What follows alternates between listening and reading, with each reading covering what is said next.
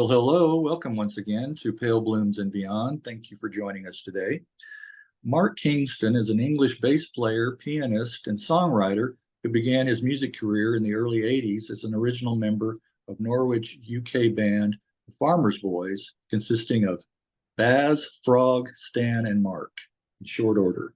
Before calling it a day in 1985, the band had issued several singles and 2 albums.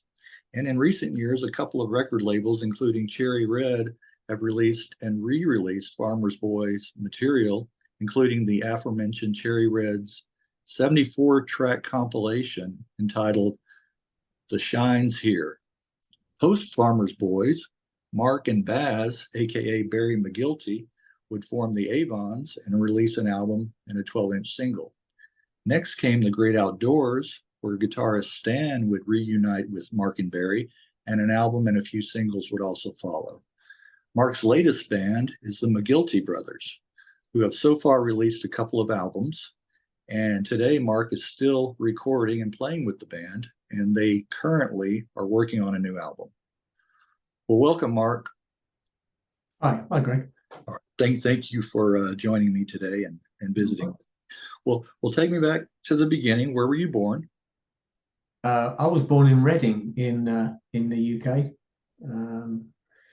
which is not far from London. But yeah, didn't grow up there, just was born there and then moved on. So. Okay, all right. Where did you move after that? I spent most of my childhood in either Brighton, okay, on the coast, or I did spend a couple of spells in Canada, strangely. Yeah. Is that right? Is that right? How long were you in Canada? First time, I think, a couple of years. We were in Toronto, and then when I was about 13, we lived in Calgary. Oh, okay. For again, probably a year or so, and then came back. Yeah.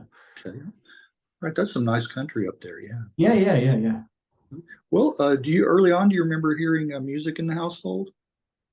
Yeah, but it was mainly, strangely, it was things like Jim Reeves, and yeah, I remember my parents had a Chet Atkins album. Yeah. So yeah, it was that kind of thing. It was either that or it was easy listening. So maybe the Carpenters. Yeah. Speaking of what I just picked up, it's like a huge compilation. It's got A's and B sides, and it's like 4 CDs. Yeah. I just got this like a week ago, and it's interesting that you're talking about that. Yeah, 4 CD singles and EPs. His early work, on there. So it's strange because that was kind of what I was listening to. I was there when it was being played. I didn't really care for it much when I got into my teens. Right. But now I appreciate it as I've got older. So it's gone right. Right. Isn't it? It's interesting with time how your tastes mature also, but you go back and listen to some of that stuff that you didn't like to begin with. Yeah, exactly. And also you're often told. I mean, when I was younger, we had music magazines like the New Musical Express, and they were pretty much telling you what you should be listening to, what was cool and what was not. Cool, right. So you would listen to what they told you, and even if you didn't like it, it was cool. And I think as you get older, I think it's all changed now. I mean, my kids have all sorts of bizarre things on their playlists. They'll have my daughter will have something like The Lion King and then Morrissey. So so I think things have changed. But back in the day, it was like, oh, I like The Clash because the enemy told me I liked The Clash. So right. Yeah. Yes.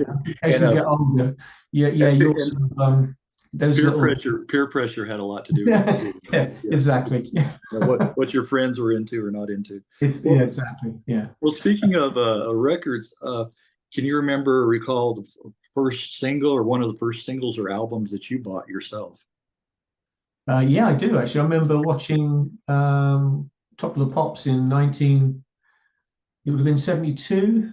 I was probably about 11, I think, and I remember seeing David Bowie do Starman, and I was like, wow, this is I've never seen, this is like he's someone from outer space. And the other one was Roxy Music doing Virginia Plain. So I remember buying those 2 singles, Oh yes, yeah. because that was yeah, it was although I liked all the glam stuff as well, but they were the two things that really got me into music properly, so to speak. So yeah, David Yeah. Bowie and Roxy Music. Yeah, Right, right. Yeah. I got into both of those a little bit later in my life than yeah. but yeah, exactly. And how about what was the bass the first instrument you picked up and learned to play? No, no, no, it wasn't actually. I had to go at playing I had to go at playing the keyboard, and my brother had a bass guitar, and he was because it's a simpler instrument to play. He was playing along to sort of records and things, and I thought, oh, I can't do that on a piano, so I kind of used to borrow his bass, and I just got into it that way, and it was a really quick and easy way to get into a band. So that's why I took it up, really. Yeah. Right, right. Like you said, the bass, and a lot of bands were looking for bass players, like you Yeah, said. yeah. So I mean, we have my friends and I. We got a little band. I can't remember what we called a little band together. Practicing in the garage, that sort of stuff. Didn't really know how to play our instruments very well, but it was a way that you could then play with your friends. It was quite yeah. I got hooked on that quite early. So yeah, Right. Yeah, it's like a learning experience early on. absolutely. Well, Yeah. how about can you remember one of the first concerts that you attended?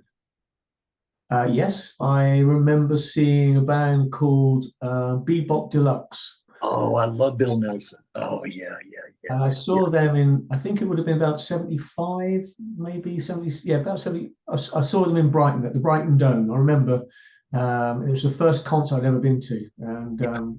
they had the Doctors of Madness supporting them. Is that Uh, right? and it was terrific. Yeah, it was really, yeah, I mean, it's just loads of noodling guitar solos and things. I loved it. Yeah. So, What a guitarist. I mean, he's so unheralded too. I mean, oh, he should absolutely. Yeah. he Yeah. should He have was been, yeah, incredibly underrated. Yeah. and still ahead of his time. I mean, Yeah. even material at that time. Oh, I wish I could have been there. Yeah. I've never seen Bill in Roxy Music. I mean, Bebop Deluxe. Sorry. It Yeah. was the Sunburst Finish tour, I think I Oh, remember, and they had a big picture, the album sleeve. It was all kind of, I think it's sort of orange color with a lady holding the guitar up, and that right. was the backdrop. And it was just, I remember being, thinking, wow, That's this is quite impressive. Yeah, what a tour to see. That's a great album. yeah, yeah. Great album. Wow. Well, how about some other bands and musicians that you were into early on? I well, like all these things, I then got into progressive rock. Yeah. That was my thing when I was at school. So I loved all the stuff like Genesis and Pink Floyd and Yeah. um, who are the other ones? I suppose ELP, although I don't like them anymore. Yeah, it was Yes, and people like that. So I was really into albums. I remember buying albums in these gatefold sleeves and Yeah. just Right. and they were something you could almost cherish. They were kind of, and particularly if they had the lyrics inside them, you could just, immerse yourself. Yes. So that was my thing, certainly in the 70s, it was prog rock. And then that all changed when punk came along. And then you then pretended you didn't like prog rock. It was uncool then. Oh, Yes, very uncool, yeah. exactly. Yeah, yeah. Back in the day, I mean, the whole process of buying an album, going to the record store, buying it, and then, unwrapping it, going home, like you said, and just immersing yourself in that. It Yeah, was yeah, yeah. just There's one album in particular, I think it's by Genesis. It's called The Lamb Lies Down on Broadway. Broadway. Yeah, And right. the sleeve it's got all the lyrics in there, and it's got a story as well inside. And I Yes, remember, how old I was, probably 13 or something like that. And I just remember, you just lose yourself in this. yes. I mean, it's all nonsense, obviously, but I still like it, actually, bizarrely. Yeah, Yeah, go back and yeah, still listen to that. Yeah, I think I read one interview you did a little bit later on, Teardrop Explodes, and the album Wilder. yeah. That's my favorite. That's my favorite. That's a fantastic album. Yeah, When talking Teardrop Explodes, a lot of fans only cite Reward because that was the single, a hit yeah, from Kilimanjaro. It's good, but there are much better tracks on Wilder, I think. yeah, yeah. I saw them a few times live, and and I saw them on that Wilder tour, and Oh, I just remember thinking they just sort of stepped up another level yes, they did. before he sort of lost the plot a little bit.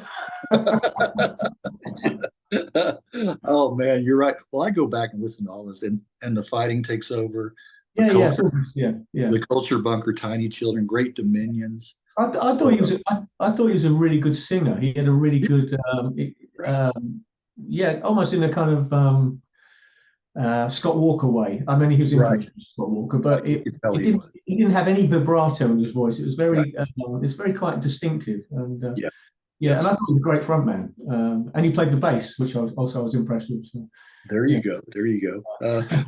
Well, I'll get off of this Teared Up Explodes tangent, but I just want to say my favorite would come a couple of years later, Ouch Monkeys. Yes. That off of that 33 little single, like Mm. you know, that's my oh man, I love that track. Yeah, yeah. That was And good. I've got a lot of time for him. His solo stuff was good as well, I think. Not yes, all, yeah, yeah, some of it was really good. Yeah, yes, he's a genius, I think. yeah, I Well, think he's well, certainly different. he is definitely different. Definitely different. Yes.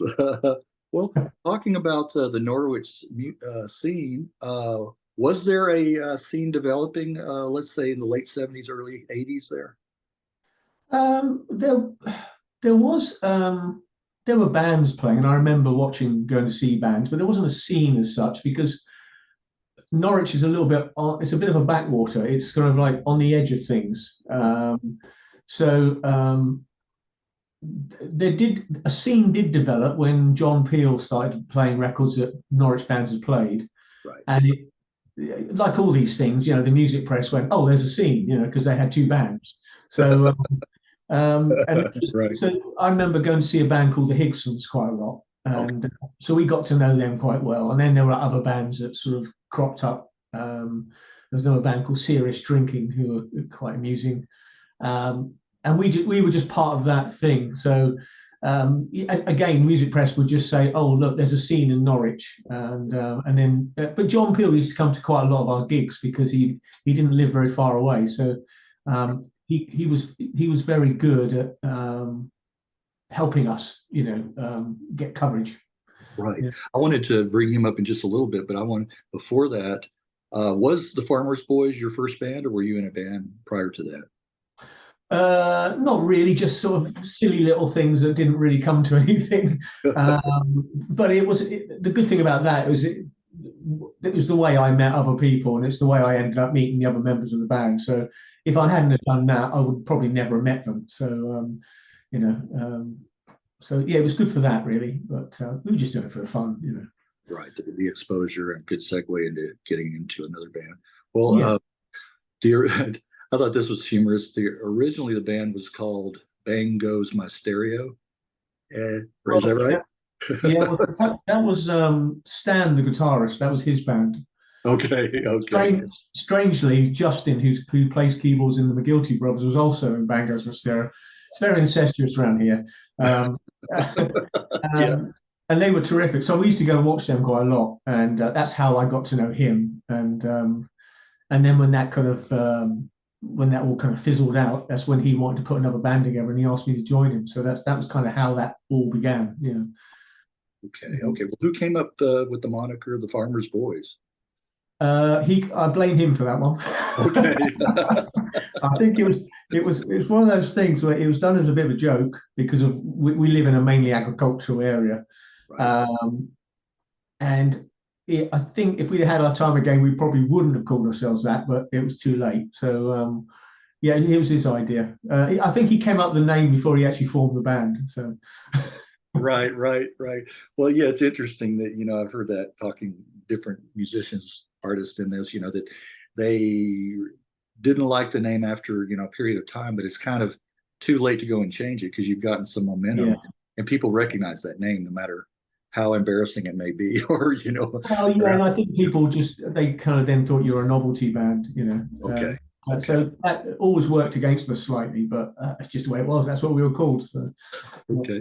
Well, how about you guys, the original members? You all have similar taste in music, influences? Yeah, I think so. Yeah, I think yeah, we all liked the similar kind of things at the time. That would have been early 80s. So we all liked things like Squeeze and Elvis Costello, and XTC were another one we all liked. But also we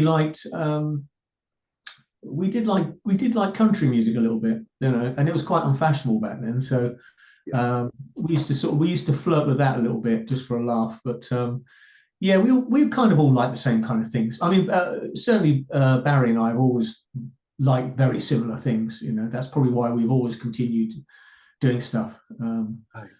Yeah. Well, you can hear that even some of that country, even early on, some of the threads of that in your music.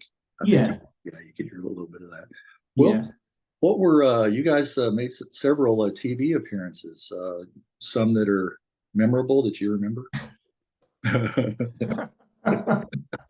Yeah, I watched those Remember? yeah, I watched those through the cracks in my fingers. Yeah. Yeah, some of them, but they were just things that the record company would make you do in return for promoting maybe one of their other artists or something. There was a lot of skullduggery going on back then. So it's like, oh, if you get the Farmers Boys on this program, I'll get you Cliff Richard on this program, or So there was a lot of that going on, and that's just the way the music business was back then. So it probably hasn't changed. So yeah, we ended up doing a lot of kids programs, which I was going to ask you about the game show Hold Tight. Yeah. Do you recall the band was on that show? Do you recall that? Yeah, I do. I remember that we were on these hydraulic riser things that went up and down, and they were quite actually thinking back that health and safety, you wouldn't get away with it now. Right. They weren't very big, and we were all on one each, so they kind of went up and down. But when they started, they jolt before they started moving. So you were almost like holding on. Well, you didn't have anything to hold on to apart from your guitar. If you watch it very carefully, you can see us looking quite terrified. While all these kids are sort of waving their arms around.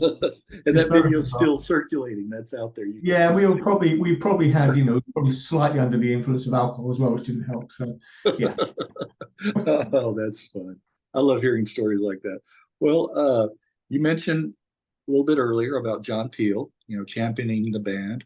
I think he liked the single I Think I Need Help. Yes. Yeah.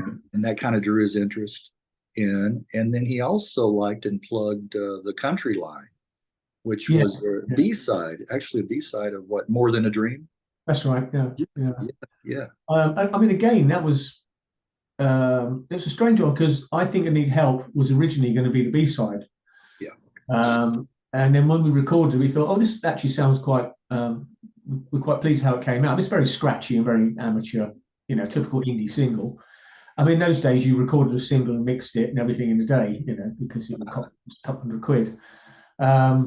So I remember, and then I remember him playing it and he liked it. So we were he then gave sessions and that kind of thing. The Country Line was a bit different in that I think people wanted it to be the A-side. But we just thought it's sort of commercial suicide to do a country single. So yeah, we put on the B-side, but he used to play that quite a lot. Yeah. Yeah. He played both sides, which was it's a win-win. Yeah.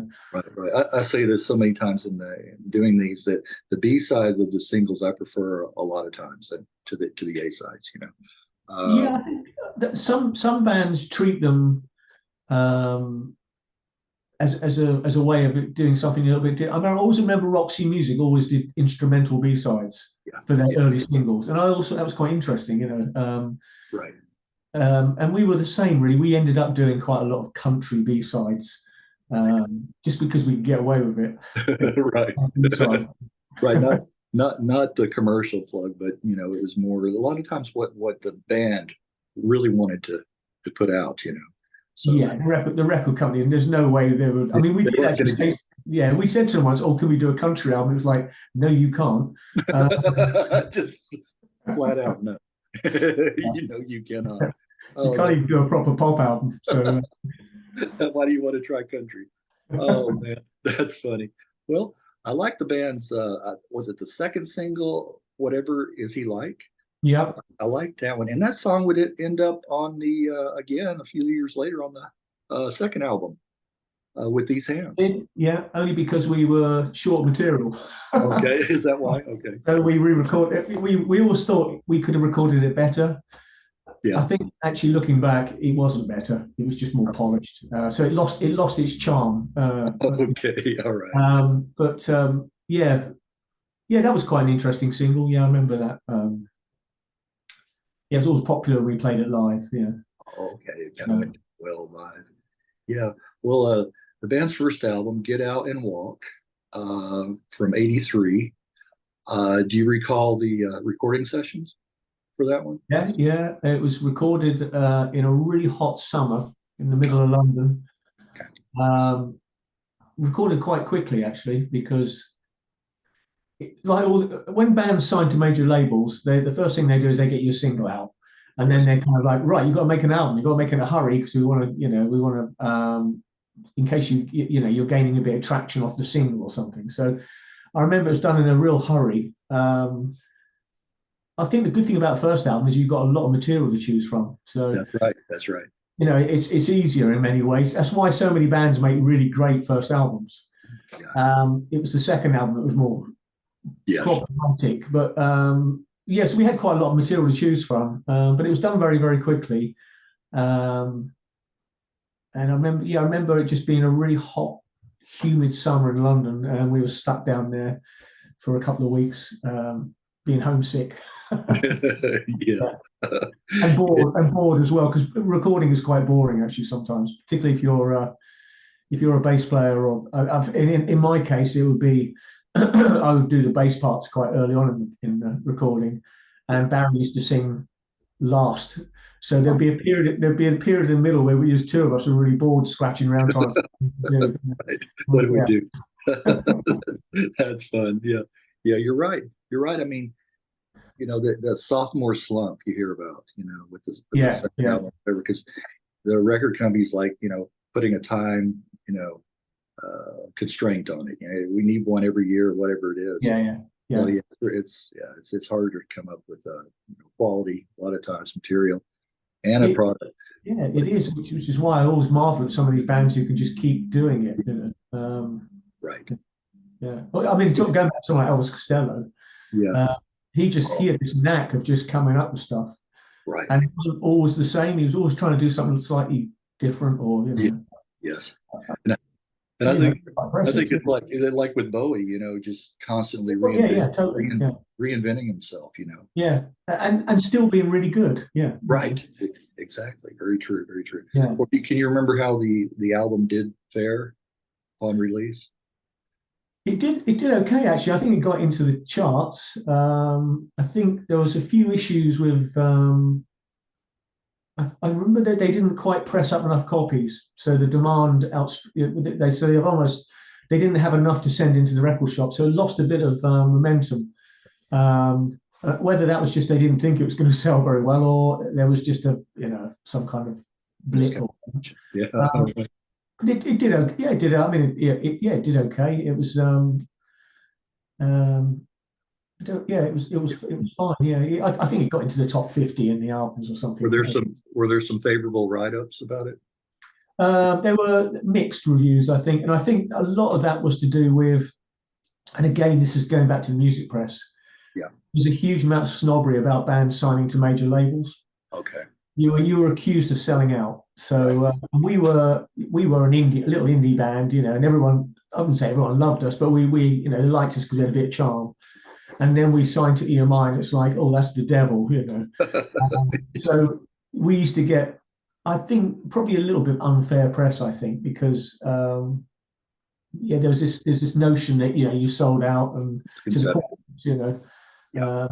Right. So it got mixed reviews. I mean, it got good reviews, and it was okay. I thought the album was a bit patchy anyway, and I think that some of the reviews were accurate in what they said. It wasn't. It was some of the recording. It didn't sound like it all been recorded at the same time. Okay. So there was a bit, and I wouldn't disagree with that either. So Okay. I find it difficult to listen to now, but it's a long time ago. So the drum machine, the relentless drum machine. Yeah, right. You can hear that. I forgot to ask you, whose idea was that to use a drum? Well, when we first started, we had there was only three of us when we first started, and there was myself, Stan, and Barry, or Baz as we used to call him then. And we bought a little drum box. It was just a little blue box. It wasn't very big, Yeah. and I think all it had on it was an on-off switch and a tempo and maybe about 3 rhythms. Okay. So that kind of dictated how our songs went. So, and it didn't sound like drums. It was definitely just like a beat, But it's great because we just put it on an ironing board with a little keyboard, and we were very self-contained. We could turn up a gig with all our gear in the back of a car, so we were quite easy. And then we got more sophisticated drum machines, and then which in itself causes issues because then you have to get someone to operate them. So hence we got someone else in the band then to. Right. That was his job, was to make sure the drum machine worked because we couldn't fathom program it. Yeah. Whereas before it was like hit on and off, and that was a little bit more involved in exactly. Well, I have a vinyl copy of the second album with these hands. Yeah, I'll hold it up right here. Wow. Yeah. Okay. I don't think I've got one of those. Yeah. Okay. Yeah. So from back in the day, and of course, there's In the Country, which was Cliff Richard and the Shadows cover. Yes, it was. Yeah. On here, it starts off the album. And another favorite of mine was another single, Phew Wow. That's another track on here. Both of those, kind of pretty upbeat. But a slower track that I enjoy is Heartache. You remember that one? Yeah. Heartache? Yeah. Again, country feel. Yeah. Yeah, that does have a country feel to it. It does. Yeah. And here I'll just pull out the sleeve and then show you guys. Oh yeah. Yeah. I remember when I had normal colored hair. Yeah, right. There you go. Another thing interesting, looking at the production on it, Bruce Woolley produced several tracks. Yes. Yeah. On here, of the Camera Club, and then noting that he co-wrote "Video Killed the Radio Star." He did, yeah. With Trevor Horn and Jeff Downs, who would go on to a bigger success with the Buggles and release their version of it. Yeah, much more popular. But he actually recorded that prior to the Buggles. He was a really nice guy. Yeah, really, very, very. I thought he was very. He was. I wouldn't say not a perfectionist, but he was very good at getting the best he could out of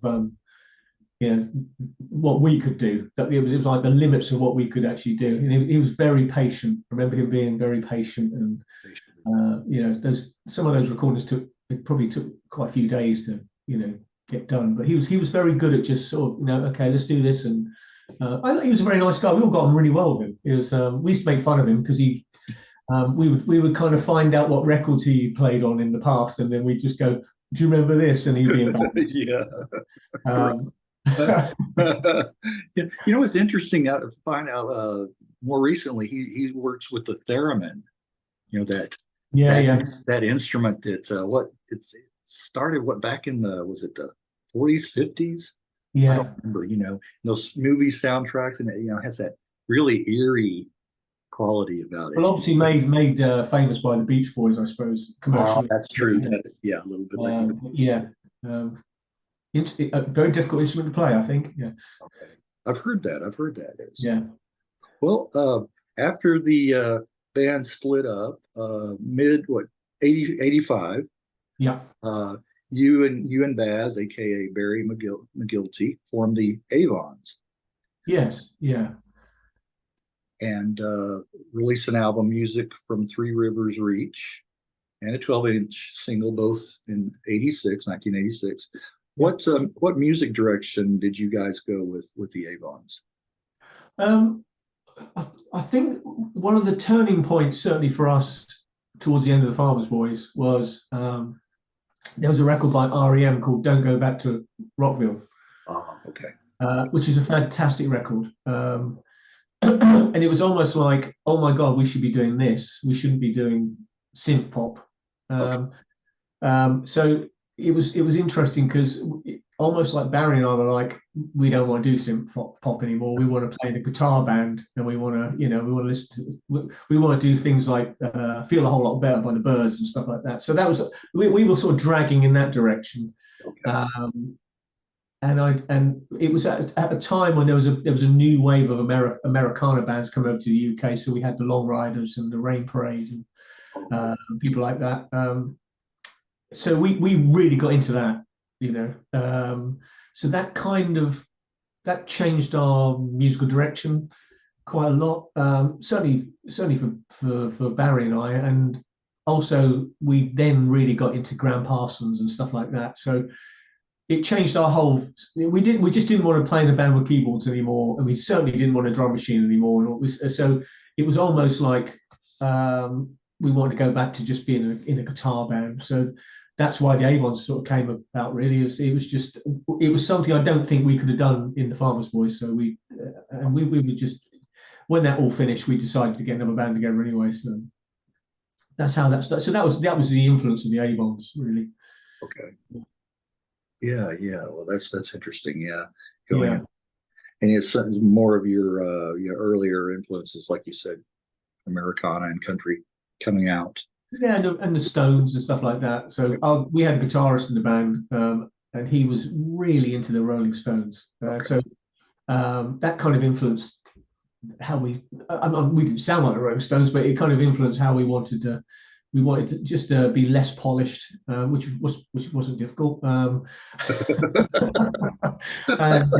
we wanted, we just wanted to be a little bit more authentic, if you like. So yeah. Okay. Yeah. You mentioned Graham Parsons and the Flying Burrito Brothers, how exactly. influential they've been, and naturally the Byrds, of course.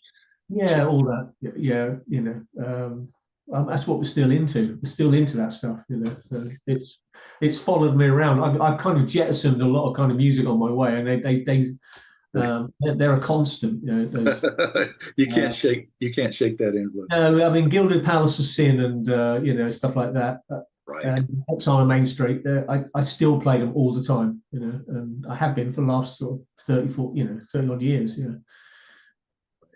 Well, after the Avons came the Great Outdoors.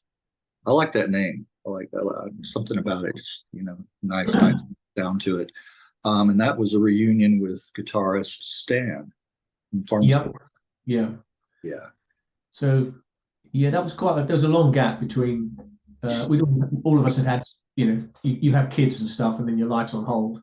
Right.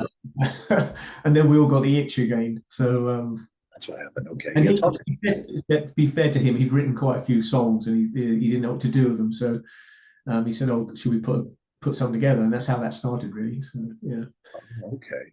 So you guys had in the interim had families and got married. Yeah, all the stuff that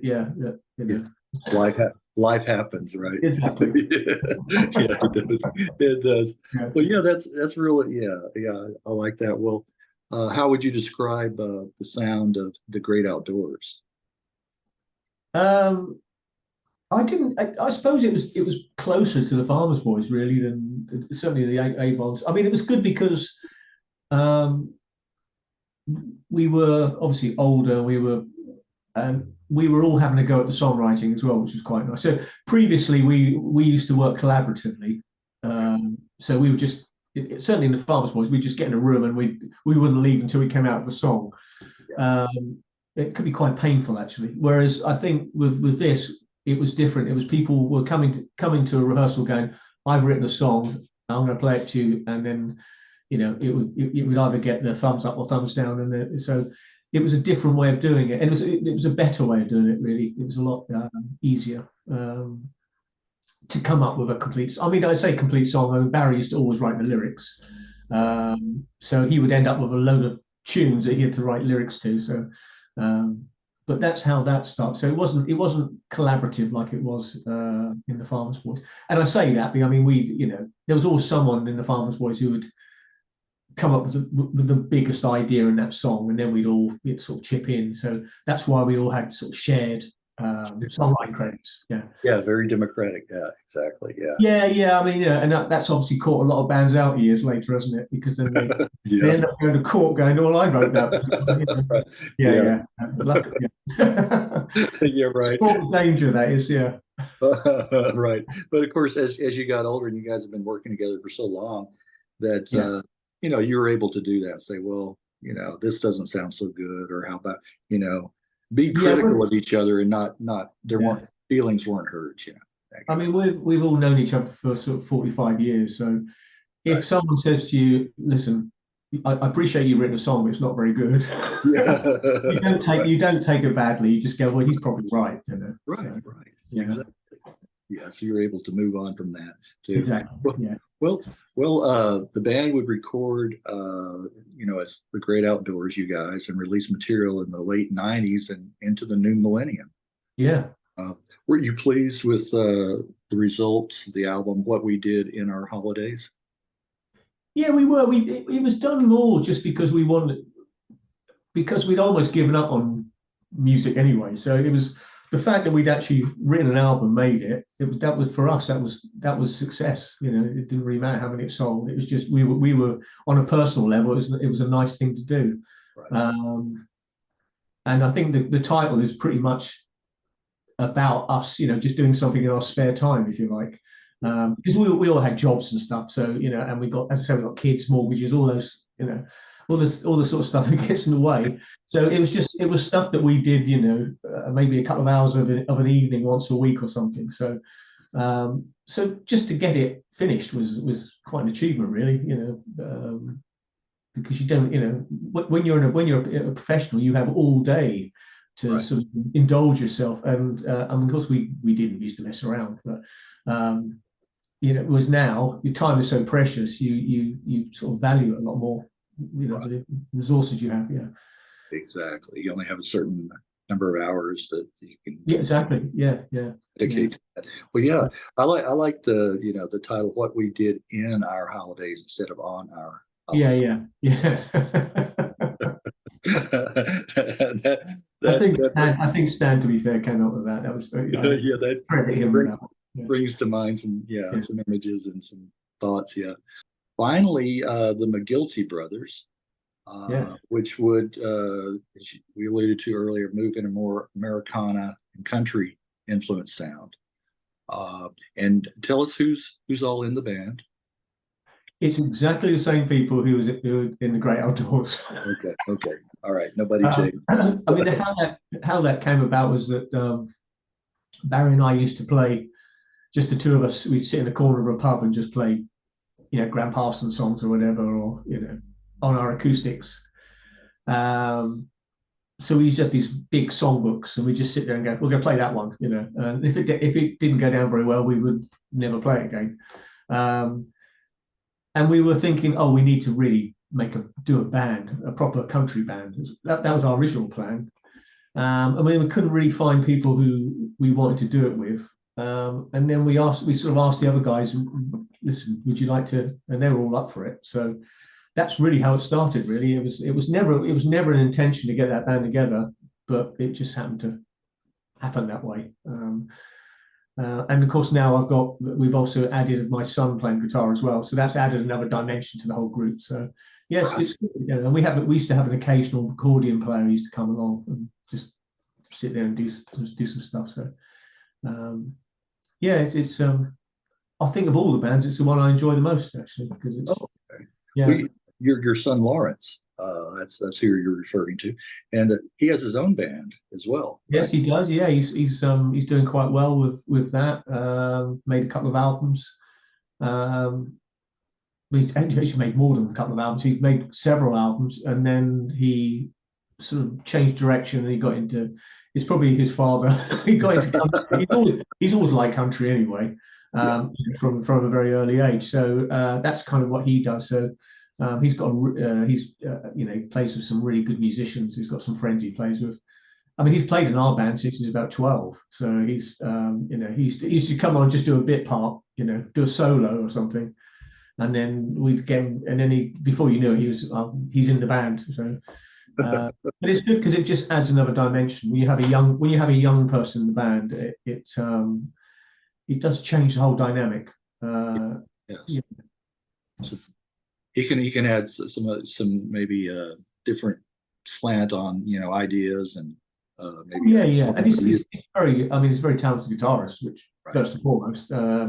So and that's nice. It's another instrument in the band that we can call on. So so that's just that works really well. I mean, we don't rehearse with him much because he doesn't live near us. So sometimes he'll just turn up for the gig, and then he'll just I'll rehearse. I'll record a rehearsal and send it to him, and he'll go, okay, I know it now, and then he'll turn up and we'll do the gig. So yeah, it's quite a strange way of doing it, but yeah. Has he been on any recordings? Has he recorded with the band or just play live?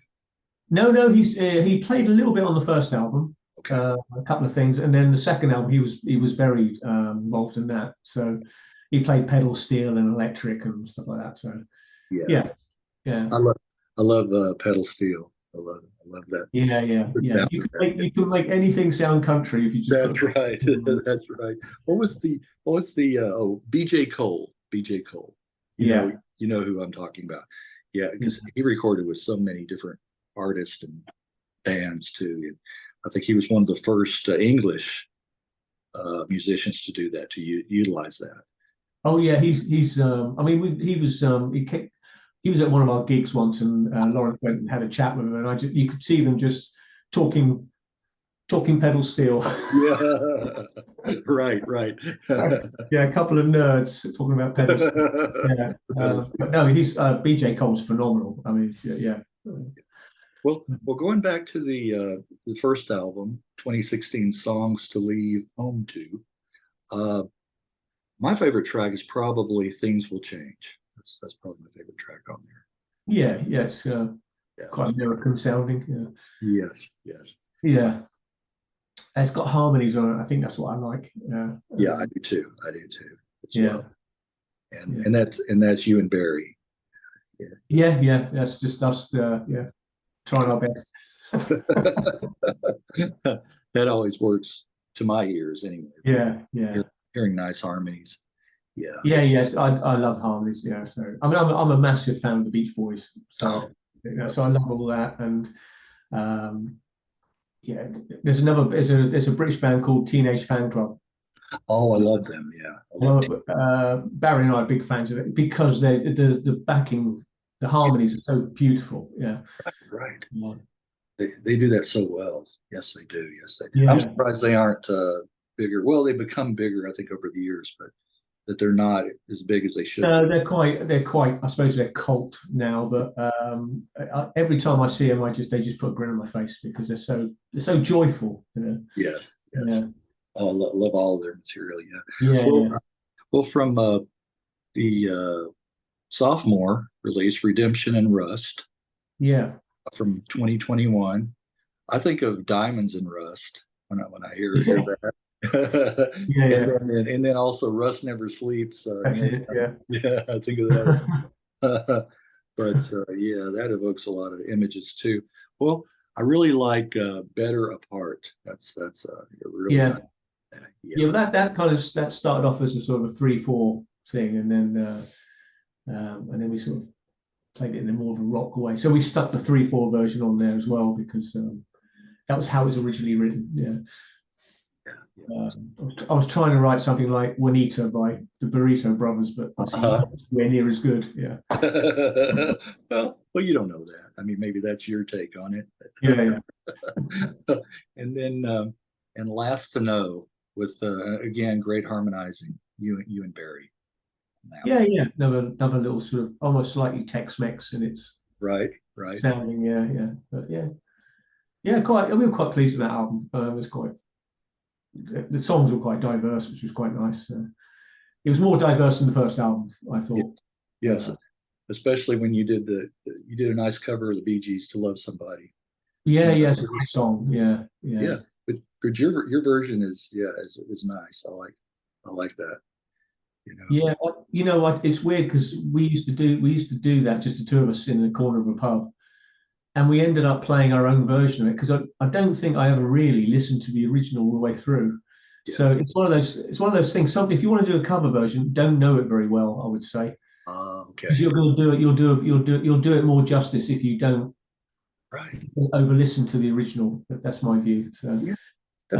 And we certainly didn't listen to. I mean, if you listen to the Bee Gees one, it's like completely different. Yes, it is. It is. I mean, it's beautiful, but it's different. Yeah. Right. Yeah, that's a good point, because I think if you listen to a song too much, you start to ape it, you start to mimic it. Yeah.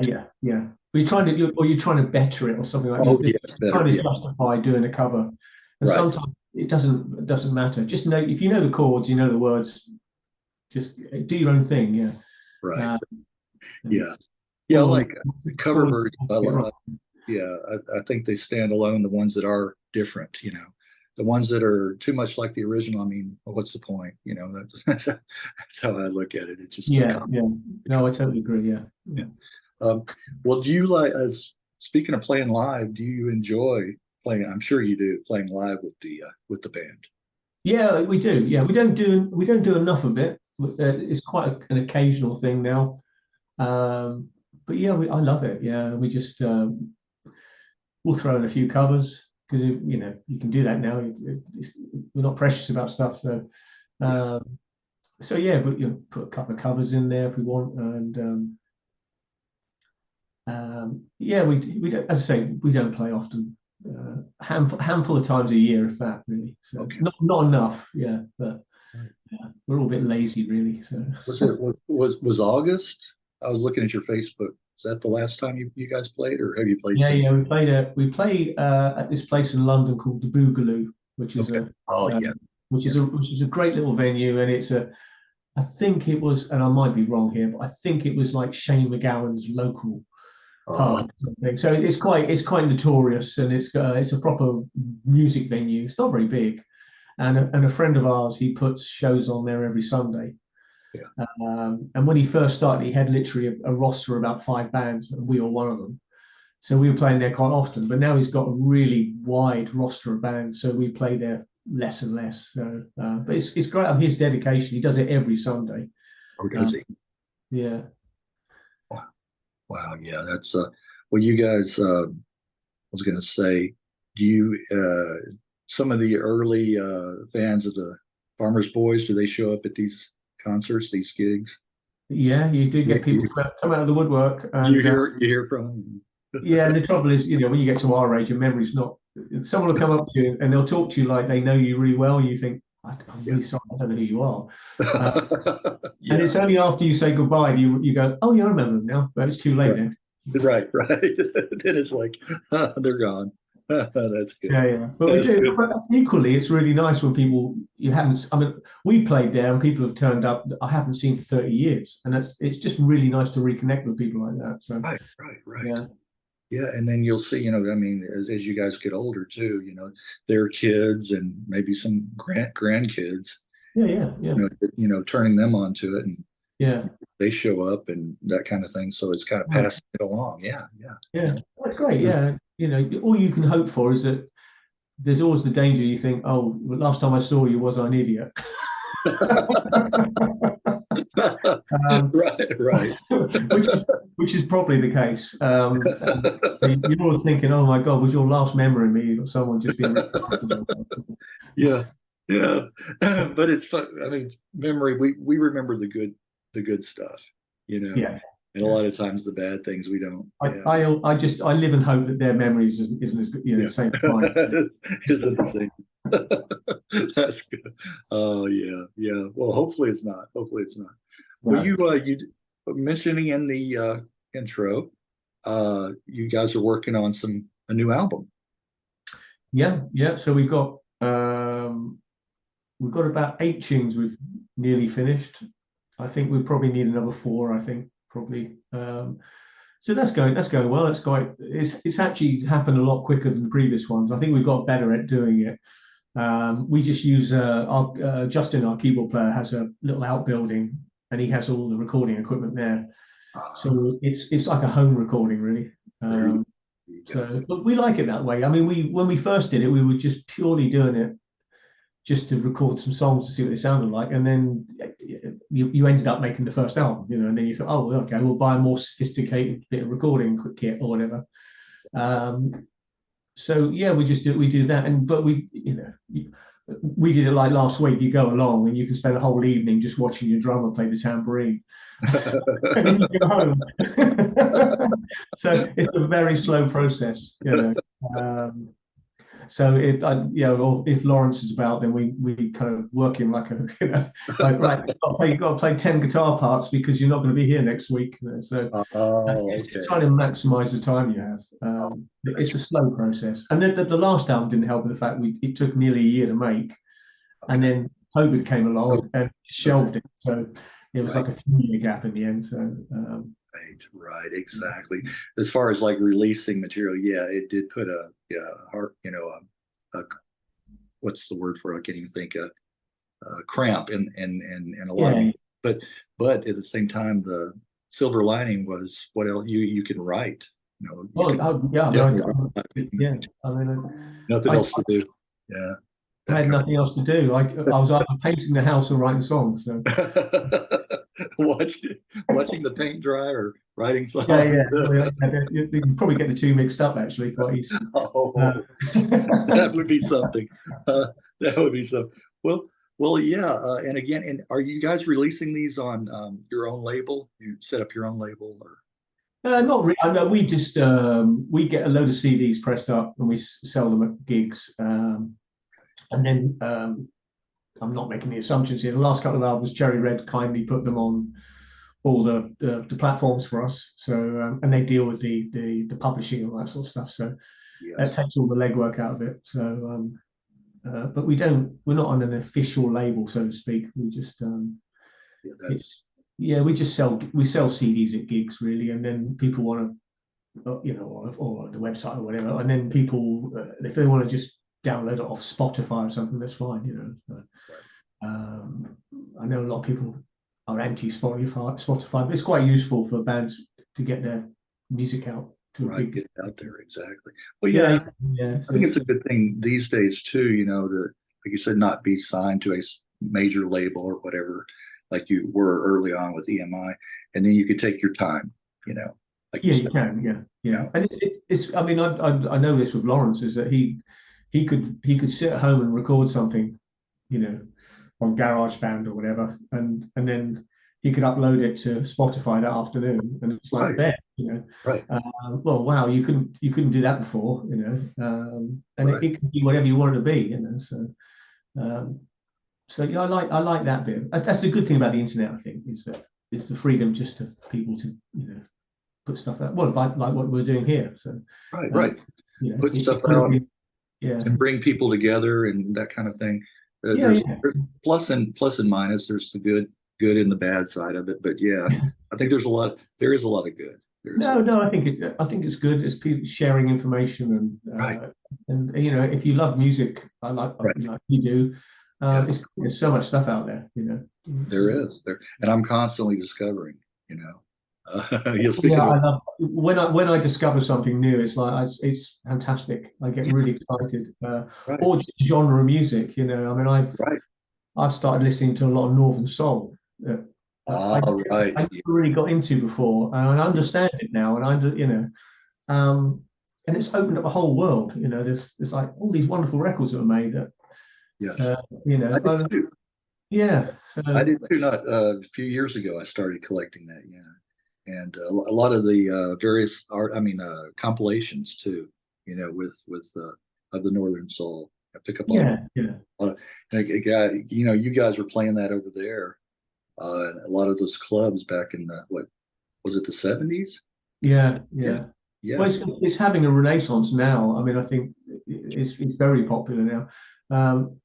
But it's just you hear something, you think, and then you delve into it. It could be anything. I mean, I did the same with like krautrock. I really got into krautrock. German 70s, and there's a whole world of it out there. You just dive in and you can just lose yourself in it. And it's just something different. And then I'm a bit like that. And then I move on to the next thing. I'm constantly, but Cherry Red again is like my go-to label. It's very good for that. Yeah. You really find a lot of on those various artist compilations where I pick up on a lot of artists, otherwise I wouldn't know about. No, no. And And you always think, oh, why wasn't I listening to that years ago? right, How right. did that pass me by? Yeah, exactly. That's the joy. Yeah. It is discovering and rediscovering. Yeah, Well, yeah. Mark, anything else that maybe we didn't touch on or that you'd like to bring up or plug or mention or talk about? No, I don't think so. I think we've talked about as much as I can remember about my past. As much as you can remember, yeah. Yeah, yeah. You cleared out some of those cobwebs up there in the attic. Yeah, Yeah. people thought, some people are interested in it, but it's a long time ago, and it's I often say to people, they'll go, oh, what was it like? And you go, it was a different. It's in my previous life, It's, Yeah. Right. because Right. it was 40 odd years ago, It almost seems like that, Yeah. a different life, another lifetime ago. It really does. Yeah, and we have over here in the UK, they play on a Friday night. They show old Top of the Pops episodes of Top of the Pops. Yeah. Are you familiar with that over there? Yes, yes. Yeah, so that was like the chart show, and so they you'll sit there and they'll go 1985, and they play the hits of Right. 1985, and you kind of like, oh my god, did they It's cringeworthy. hair, yeah. Right, right. And then and equally they'll play like 1977. You think, oh, it's a year of punk, and it's not. Yeah. It's No, exactly. It's a lot of disco and novelty records. Yeah. Right. They hit on the real commercial side of those decades, and all that. Whenever you hear 80s, it's always the really commercial, like you said, pop music, and there was so much better music in the 80s. Oh yeah, They just people don't talk about. No, but you had people selling millions of singles, so that was phenomenal amounts of records, incredible, right? Which you just don't get now. It's No. but my wife and I watch these old Top of the Pops. Yes, yes. They always make us laugh because it's just like, right. Look how much hair he's got, Right, exactly. Yeah, and I always like shoulder pads or whatever. and a lot of sometimes watching movies, it'll have a good soundtrack from the 80s or whatever, or the 70s, and then they I don't know if it's a director or whoever it is, producer, that picks up these songs, and they have a good taste in music, and a lot of times, it would be ones that were a little undiscovered or not so popular. It's like, wow, that's nice. They could make these artists a lot of money. Right to do that. So, I mean, that was if you can get your song in a film. That's that's exactly.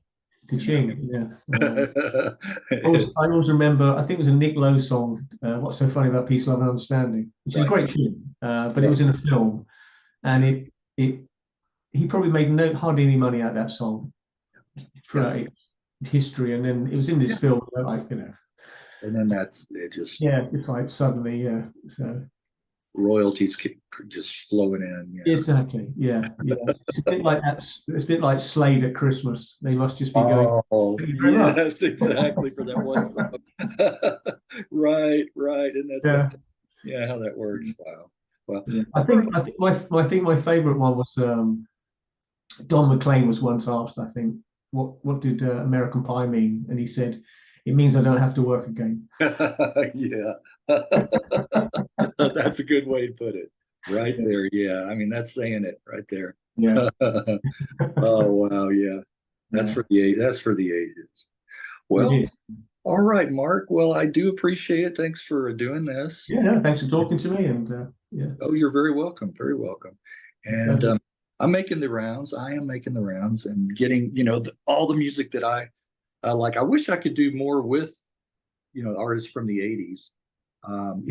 It's not, if you look at my site, it's a lot of 60s and 70s. They had their heyday during those. I noticed, but there was some really big. There was I was looking yesterday, and there was someone from Argent and people like, and they're thinking, big names, right. Or a guy, someone from Pilot. I remember Pilot. Yes, David Payton. So it's quite interesting. You sort of forget these bands. a lot Right. of them, and then I mean they were big bands, obviously. Yeah. Uh, you know, Some of them are very open to do that, and then others, a lot of personalities you have to deal with. I think a lot of times, and maybe some people don't want to be in front of a camera. I can understand. yeah. Different things like that. But yeah, I just talked to Chris White, the Zombies. Oh, okay, yeah, That was just one of my recent ones too. I was really surprised about that. yeah. But what helped was his son. He has two sons, but son runs his website. So when I sent it to him,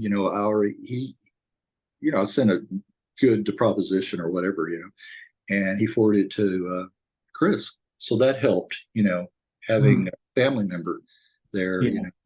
Yeah. to kind of promote that or say, well, he's a big, long time fan, Yeah. and Chris was open to do it. So some of them are really surprising. Yeah. But I think I might break it up into a couple of maybe channels, the older ones and then the more recent Yeah. from the 80s and on. Hmm. Maybe do that. I think I've kind of accepted the 80s now. I went through quite a long period where I think because we were in it, I think it was. But I kind of appreciate it now. It was a fun time. Yeah. And the records make me laugh now, whereas probably before they were. Actually, I can see the charm of it now.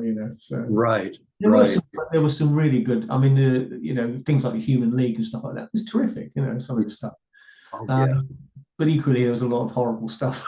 Yeah. And we probably fell into that category.